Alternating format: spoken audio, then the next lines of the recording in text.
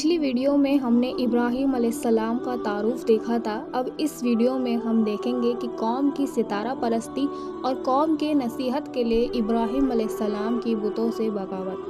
حضرت ابراہیم علیہ السلام کی قوم بت پرستی کے ساتھ ساتھ ستارہ پرستی بھی کرتی تھی، اور یہ عقیدہ تھا کہ انسانوں کی موت اور حیات، ان کی روزی اور نفع نقصان، جیت اور کامیابی اور ہار اور پرستی غرض دنیا کے تمام کارخانوں کا نظم و نسق تارے اور ان کی حرکتوں کی تاثیر پر چل رہا ہے، اور یہ تاثیر ان کی ذاتی صفتوں میں سے ہے، اس لیے ان کی خوشنودی ضروری ہے اور یہ ان کی پوجا کے بنا ممکن نہیں ہے۔ اس طرح حضرت ابراہیم علیہ السلام جس طرح ان کو ان کی سفلی جھوٹے معبودوں کی حقیقت کھول کر کے حق کے راستے کی طرف دعوت دی، اسی طرح ضروری سمجھا کہ ان کے جھوٹے باطل معبودوں کی بے ثباتی اور فنا کے منظر کو پیش کر کے اس حقیقت سے بھی آگاہ کر دیں کہ تمہارا یہ خیال بالکل غلط ہے کہ ان چمکتے ہوئے ستاروں، چاند اور سورج کو خدائی طاقت حاصل ہے۔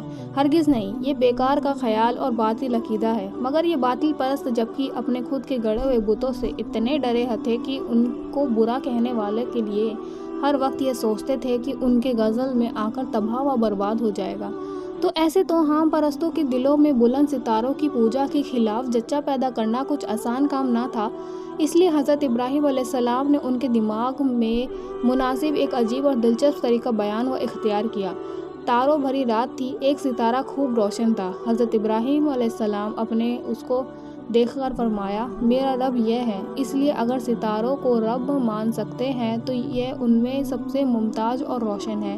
لیکن جب وہ اپنے طے شدہ وقت پر نظر سے اوجھل ہو گیا اور اس کو یہ مجال نہ ہوا کہ ایک گھڑی اور رہنمائی کرا سکتا اور کائنات کے نظام سے ہٹ کر اپنے پوجنے والوں کے لیے زیارت گاہ بنا رہتا، تب حضرت ابراہیم نے فرمایا، میں چھپ جانے والوں کو پسند نہیں کرتا، یعنی جس چیز پر مجھ سے زیادہ تبلیغوں کا اثر پڑتا ہو اور جو جلد جلد ان اثرات کو قبول کر لیتا ہو، وہ میرا معبود کیوں ہو سکتا ہے؟ پھر نگاہ اٹھائی تو دیکھا کہ چاند آب و تاب کے ساتھ سامنے موجود ہے۔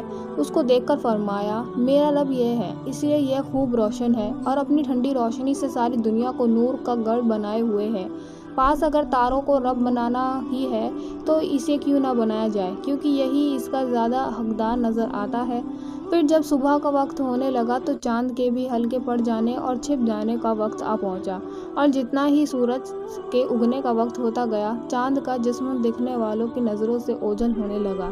تو یہ دیکھ کر حضرت ابراہیم نے ایک ایسا جملہ فرمایا جس سے چاند کے رب ہونے کی مناہی کے ساتھ ساتھ ایک اللہ کی ہستی کی طرف قوم کی توجہ اس خاموشی سے پھیر دی کہ قوم اس کا احساس نہ کر سکے، اور اس بات چیت کا ایک ہی مقصد ہے، یعنی صرف ایک اللہ پر ایمان۔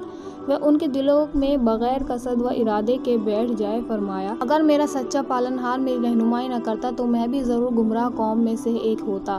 بس اتنا فرمایا اور خاموش ہو گئے، اس لیے کہ ایک سلسلے کی ابھی ایک کڑی اور باقی ہے، اور قوم کے پاس ابھی مقابلے کے لیے ایک ہتھیار موجود ہے، اس لیے اس سے زیادہ کہنا مناسب نہیں تھا۔ تاروں بھری رات ختم ہوئی، چمکتے ستارے اور چاند سب نظروں سے اوجھل ہو گئے۔ کیوں؟ اس لیے کہ اب آفتاب عالم تاب کا رکھنے روشن سامنے آ رہا ہے۔ دن نکل آیا اور وہ پوری آب و تاب سے چمکنے لگا۔ حضرت ابراہیم علیہ السلام نے اس کو دیکھ کر فرمایا، یہ ہے میرا رب، کیونکہ یہ تاروں سے سب سے بڑا ہے اور نظام فلکی میں سب سے بڑا ستارہ ہمارے سامنے دوسرا نہیں ہے۔ لیکن دن بھر چمکنے اور روشن رہنے اور پوری دنیا کو روشن کرنے کے بعد مقرر وقت پر اس نے بھی عراق کی سرزمین سے پہلو بچانا شروع کر دیا، اور اندھیری رات دھیرے دھیرے سامنے آنے لگی۔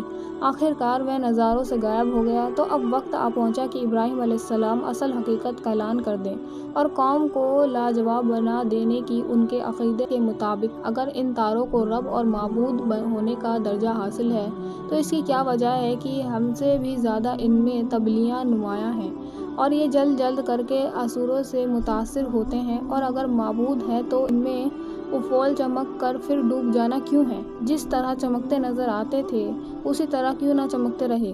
چھوٹے ستاروں کی روشنی کو چاند نے کیوں بند کر دیا، اور چاند کے چمکتے رخ کو آفتاب کے نور نے کس طرح بے نور بنا دیا؟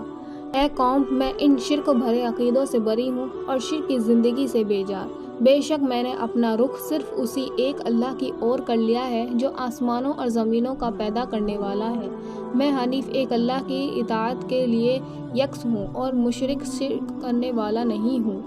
اب قوم سمجھی کہ یہ کیا ہوا۔ ابراہیم نے ہمارے تمام ہتھیار بیکار اور ہماری تمام دلیلیں پامال کر کے رکھ دیں۔ اب ہم ابراہیم کی اس مضبوط اور کھلی دلیل کو کس طرح رد کریں اور اس کی روشن دلیل کا کیا جواب دیں؟ وہ اس کے لیے بالکل بے بس اور پست تھے۔ جب کوئی بس نہ چلا تو خیال ہونے اور حق کی آواز کو قبول کر لینے کے بجائے حضرت ابراہیم علیہ السلام سے جھگڑنے لگے اور اپنے جھوٹے معبودوں سے ڈرنے لگے کہ وہ تیری توہین کا تجھ سے ضرور بدلہ لیں گے اور تجھ کو اس کی سزا بھگتنی پڑے گی۔ حضرت ابراہیم نے فرمایا، کیا تم مجھ سے جھگڑتے اور اپنے بتوں سے مجھ کو ڈراتے ہو؟ حالانکہ اللہ نے مجھ کو صحیح راستہ دکھا دیا ہے اور تمہارے پاس گمراہی کے سوا کچھ نہیں۔ مجھے تمہارے بتوں کی قطعی کوئی پرواہ نہیں۔ جو کچھ میرا رب چاہے گا وہی ہوگا۔ تمہارے بت کچھ نہیں کر سکتے۔ کیا تم کو ان باتوں سے کوئی نصیحت حاصل نہیں ہوتی؟ تم کو تو اللہ کی نافرمانی کرنے اور اس کے ساتھ بتوں کو شریک ٹھہرانے میں بھی کوئی ڈر نہیں ہوتا۔ اس کے لیے تمہارے پاس ایک دلیل بھی نہیں ہے اور مجھ سے یہ امید رکھتے ہو کہ ایک اللہ کا ماننے والا اور دنیا کے امن کا ذمہ دار ہو کر میں تمہارے بتوں سے ڈر جاؤں گا۔ کاش کہ تم سمجھتے کہ فسادی کون ہے اور کون ہے صلح پسند اور امن پسند۔ صحیح امن کی زندگی اسی کو حاصل ہے جو ایک اللہ پر ایمان رکھتا ہے اور شرک سے بیزار رہتا ہے اور وہی راستے پر ہے۔ بہرحال اللہ کی یہ شاندار حجت تھی جو اس نے حضرت ابراہیم علیہ السلام کی زبان سے بت پرستی کے خلاف ہدایت و تبلیغ کے بعد کواکب پرستی، ستارہ پرستی کو رد میں ظاہر فرمائی اور ان کو قوم کے مقابلے میں ان کو روشن اور کھلی دلیلوں سے سربلندی عطا فرمائی۔ غرض ان تمام روشن اور کھلی دلیلوں کے بعد بھی جب قوم نے اسلام کی دعوت قبول نہ کی اور بت پرستی اور کواکب پرستی میں اسی طرح پڑی رہی، حضرت ابراہیم علیہ السلام نے ایک دن جمہور کے سامنے جنگ کا اعلان کر دیا کہ میں تمہارے بتوں کے بارے میں ایک ایسی چال چلوں گا جو تم کو جیت کر کے ہی چھوڑے گی۔